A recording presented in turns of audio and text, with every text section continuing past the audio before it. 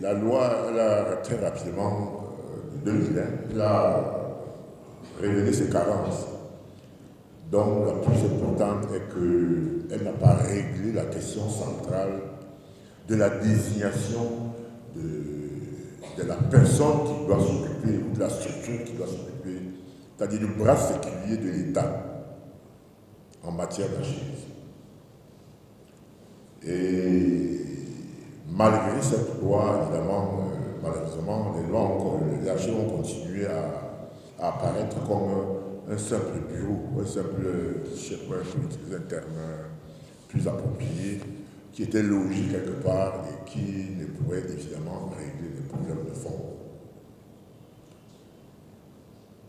Et évidemment, tout ça a été problématique. Les administrations donc chargées de cette question.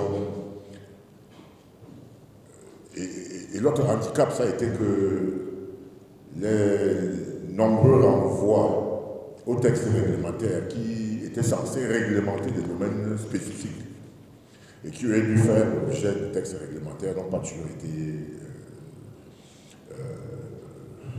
Les textes n'ont pas toujours été pris.